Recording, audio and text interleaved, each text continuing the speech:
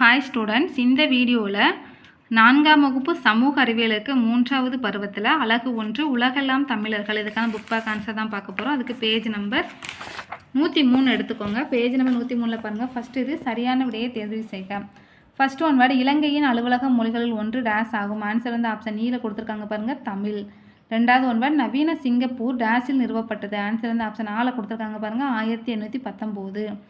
மூணாவது ஒன்வேர்டு பண்டைய காலங்களில் மலேசியாவில் உள்ள கெடா மாநிலம் கடல் வழியாக தமிழ்நாட்டின் டேஸுடன் இணைக்கப்பட்டிருந்தது. ஆன்சர் வந்து ஆப்ஷன் ஆவணால கொடுத்துருக்காங்க பாருங்கள், நாகப்பட்டினம்.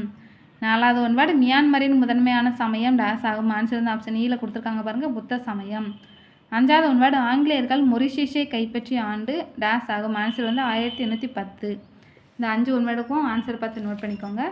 அடுத்தது பார்க்கலாம். அடுத்த பேஜில் பொறுத்துக. ஃபஸ்ட்டு வந்து ஆனந்தா கோவில். ஆன்சர் வந்து மியான்மர். செகண்டு துணைநிலை ஆளுநர். ஆன்சர் வந்து சர் தாமஸ் ஸ்டாம்போர்ட் ராபிள்ஸ். மூணாவது திருக்குறளி. ஆன்சர் வந்து ரத்து ஜோனி. நாலாவது அஞ்சல் அருங்காட்சியகம். ஆன்சர் வந்து மொரிஷியஸ். அஞ்சாவது பண்டைய துறைமுகம். ஆன்சர் வந்து நாகப்பட்டினம். 2, 3, 5, 1, 4 ஆன்சர் பார்த்து நோட் பண்ணிக்கோங்க. அடுத்து சரியா தவறான எழுதுக. ஃபஸ்ட்டு இது பாருங்கள், பல்லவர்கள் மற்றும் சோழர்கள் காலத்தில் தமிழர்கள் மலேசியாவில் செல்வாக்கு பெற்றிருந்தனர். ஆன்சர் வந்து சரி. ரெண்டாவது தென் பசிபிக் பகுதியில் உள்ள எரிமலை தீவுகளின் கூட்டம் பிஜி ஆகும். ஆன்சர் வந்து சரி. மூணாவது மன்னர் அனவர்தா மின்சாவின் மகன் மன்னர் கியான்சித்தா ஆவார். ஆன்சர் வந்து சரி. நாலாவது ரியூனியன் தீவு என்பது பிரெஞ்சு வெளியுறவுத்துறையின் ஒரு பகுதியாகும். ஆன்சர் வந்து சரி. அஞ்சாவது தமிழ்நாட்டில் மட்டுமே தமிழர்கள் வாழ்கின்றனர். ஆன்சர் வந்து தவறு. அடுத்தது பின்வரும் வினாக்களுக்கு விடையளிக்க. ஃபர்ஸ்ட் கொஸ்டின் பாருங்கள், தமிழ்நாட்டிற்கும் மலேசியாவிற்கும் இடையிலான கடந்த கால உறவுகளை விவரிக்க.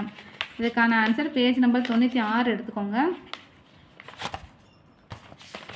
பேஜ் நம்பர் 96ல் நான் சொல்கிற பாயிண்ட்ஸ் பண்ணி நோட் பண்ணிக்கோங்க. ஃபஸ்ட்டு 2வது வரியிலேருந்து குறிச்சிக்கோங்க. தமிழ்நாட்டிற்கும் மலேசியாவிற்கும் இடையிலான உறவுகள் 2000 ஆண்டுகளுக்கு முற்பட்டதாகும். இதை வந்து ஃபஸ்ட் பாயிண்ட்டாக குறிச்சிக்கோங்க. அடுத்து செகண்ட் பாயிண்ட், அந்த பேராலேருந்து கடைசி கீழேருந்து 3வது வரி பாருங்கள். நாகப்பட்டினத்திலிருந்து கெடாவுக்கு வழக்கமான போக்குவரத்து இருந்ததாக இட்சிங் என்ற சீன பயணியின் ஆவணம் தெரிவிக்கிறது. அதை வந்து நோட் பண்ணிக்கோங்க. இந்த 2 பாயிண்ட்ஸ் தான் ஃபஸ்ட் கொஸ்டினுக்கான ஆன்சர். அடுத்து செகண்ட் கொஸ்டின், ரியூனியன் தீவு குறிப்பு வரைக. இதுக்கான ஆன்சர் பேஜ் நம்பர் 101 எடுத்துக்கோங்க. பேஜ் நம்பர் 101ல் ஃபஸ்ட்டு இருக்கிற அந்த 3 வரி மட்டும் குறிச்சிக்கோங்க. மொரிஷியஸ் அருகில் உள்ள அதுலேருந்து குறிக்க ஆரம்பித்து 3வது வரி அங்கமாகம்னு இருக்கா, அது வரைக்கும் நோட் பண்ணிக்கோங்க. இதுதான் 2வது கொஸ்டினுக்கான ஆன்சர்.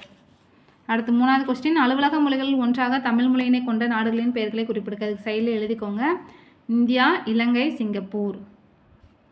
அடுத்து 4வது கொஸ்டின், மொரிஷியஸ் நாட்டை கட்டமைத்ததில் தமிழர்களின் பங்களிப்பினை கொடுக்க. இதுக்கு ஆன்சர் பேஜ் நம்பர் 100 எடுத்துக்கோங்க.